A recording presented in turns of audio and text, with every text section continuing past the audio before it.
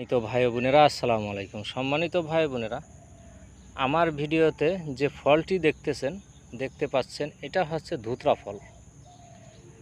ধুতরা গাছের ফল সবই উপকারী। সম্মানিত ভাই বোনেরা, এই ধুতরা গাছ একটি বিষাক্ত গাছ। এই গাছ দেখবেন রাস্তার আশেপাশে যদিও থাকে, গবাদি পশু গরু ছাগলে খায় না, আর এটা মানুষেও খেতে পারে না বা ঔষধি কাজেও এটা খাওয়া যাবে না, তবে ব্যবহার করা যাবে। মানুষে যদি খায় তাহলে তার ব্রেন বিকৃত হতে পারে, পাগল হতে পারে, অথবা এমনকি মৃত্যু পর্যন্ত হতে পারে। তো সম্মানিত ভাই বোনেরা, সাবধান থাকবেন। এই গাছ ব্যবহারের জন্য খাওয়া যাবে না, এটা সতর্ক থাকবেন। তো সম্মানিত ভাই বোনেরা, এটা ব্যবহার করতে পারবেন। আমি আজ এমন একটি রোগের কথা বলবো, জানলে অবাক হবেন।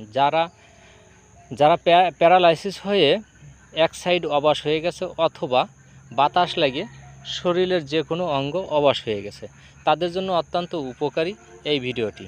তারা কি করবেন, এই গাছের কয়েকটা ফল নেবেন, ফল নিয়ে শেষে রস বের করবেন। এই রসের সাথে খাঁটি সরিষার তেল মিক্স করবেন। খাঁটি সরিষার তেল মিক্স করে এর সাথে কর্পূর মিশাইবেন।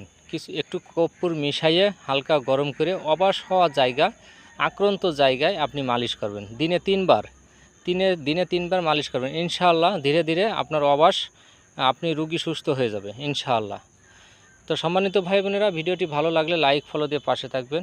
আমার এই ভিডিওটি ইউটিউবে দেখে থাকলে অবশ্যই সাবস্ক্রাইব করে দিবেন ইনশাআল্লাহ।